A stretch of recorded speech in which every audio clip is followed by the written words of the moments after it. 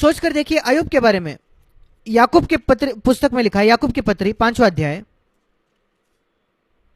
कई लोग सोचते हैं कि अय्यूब की पुस्तक जो कहानी है वो झूठी है, केवल एक कहानी के तौर पर लिखी है,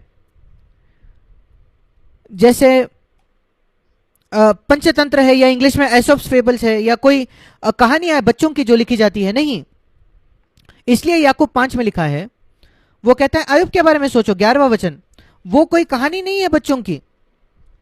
पवित्र आत्मा याकूब के द्वारा लिखता है, जो यीशु का छोटा भाई था। इन सबसे ज्यादा भाइयों, याकूब 5:11, हम धीरज धरने वालों को धन्य कहते हैं, जिन्होंने नाराज नहीं हुए। आपने अय्यूब के धीरज के विषय में तो सुना है और प्रभु के प्रतिफल को देखा है उसके साथ जो हुआ उससे, कि प्रभु दया से भरपूर है और अनुकंपा से।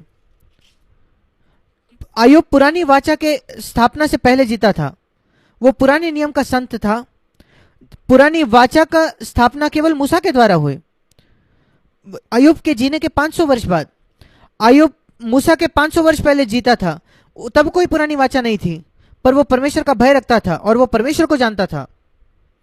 और दूसरे लोगों की तरह, उसके दोस्तों की तरह जो उससे बात कर रहे थे अय्यूब की पुस्तक में, उन्हें सबको लगा कि परमेश्वर का आशीष मतलब मैं संपन्न हो जाऊंगा, मेरे बच्चे के साथ अच्छा जाएगा, मेरे साथ अच्छा होगा, संपत्ति मुझे मिलेगी मेरे घर के साथ। पर उसके बावजूद ऐसा नहीं हुआ, उसने सब कुछ खो दिया। पर वो यहां कहता है परमेश्वर का उद्देश्य क्या था अंतिम। आप देखते हो प्रभु ने कैसे बर्ताव किया अय्यूब से। वो कहता है वो एक धन्य व्यक्ति था क्योंकि उसने धीरज रखा। देखिए अंतिम जो मंजिल है परमेश्वर के काम की, वो निष्कर्ष है, वो नतीजा है। बाइबल में कई बार हम परमेश्वर का काम का अंतिम नतीजा देखते हैं कि परमेश्वर दया से भरपूर है, अत्यंत करुणा भरा है। अय्यूब के मामले में क्योंकि वो पुराने नियम का व्यक्ति था, उसने आशीष पाई, बच्चों से समृद्धि हुई, उसकी संपत्ति उसकी डबल हो गई। पर हमारे लिए, मैं नहीं खुश रहूंगा अगर मेरी संपत्ति दुगनी बन जाए तो। मैं ईमानदारी से परमेश्वर के सामने कहता हूं, मैं खुश नहीं होऊंगा अगर मेरी संपत्ति दुगनी हो जाए तो। मैं नहीं, कुछ मसीह शायद होंगे, मैं कहूंगा प्रभु अगर तू मुझे ज्यादा मसीह जैसे बना, तो ईमानदारी से परमेश्वर के सामने वो लाख गुना बेहतर होगा मेरे लिए, इससे बेहतर कि मेरी संपत्ति बढ़ जाए। मेरे पास पर्याप्त है जीने के लिए, मेरे परिवार का पोषण करने के लिए, मेरे लिए वो पर्याप्त है। मेरे पत्नी और मैंने ऐसे ही जीवन जिया है इन सारे 54 वर्षों में।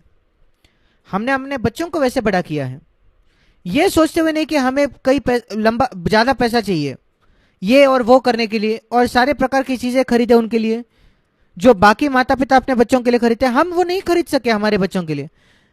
हमने अपने बच्चों को कहा हमारे पास वो पैसा नहीं है। मुझे याद है एक बार मेरा एक बच्चे आकर उन्होंने मुझसे पूछा कि क्या मैं उनके लिए एक नाइकी के जूते खरीद सकता हूं दौड़ने के। मैंने उनको कहा मैं चाइनीज का एक डुप्लीकेट तुम्हें शूज दूंगा, नकली शूज दूंगा जो वैसे दिखता है। उसने कहा नहीं नाइकी अच्छा है। मैंने कहा नहीं, मैं उतना नहीं खरीद सकता, वो बहुत महंगा है। ठीक है, अगर हम नहीं खरीद सकते तो नहीं खरीद सकते, मैं कर्जा नहीं लूंगा। क्या उसने कुछ खो लिया कि उसने नाइकी शूज नहीं लिए थे मुझसे? नहीं, मेरे सारे बच्चे आज प्रभु के पीछे चल रहे हैं। ये नहीं कि उन्हें बिगाड़ने की, वो जो कुछ मांगते हैं उन्हें देने से कि वे प्रभु के पीछे चलेंगे। नहीं, वे खुद को इनकार करना सीखेंगे बचपन में। नहीं, परमेश्वर ने हमें पर्याप्त नहीं दिया है वो लेने के लिए। मैंने कभी उसके बारे में खेद नहीं किया। मैं और मेरे पत्नी इतने खुश रहे हैं इस सत्य के साथ कि मुझे 42 वर्ष एक स्कूटर चलानी पड़ी भारत में। हमारे पास उतने पैसे नहीं थे कि हम पेट्रोल ले एक कार के लिए कार खरीदें। हम बहुत खुश हैं उसके बावजूद। मैं ये नहीं कह रहा कि दूसरे लोगों ने नहीं करना चाहिए, नहीं, अलग अलग देशों में अलग अलग स्तर होता है। मैं किसी का न्याय नहीं करता, मैं किसी और का न्याय नहीं करता। मैं कह रहा हूं मैं संतुष्ट रहना सीखो जो परमेश्वर ने मुझे दिया उससे।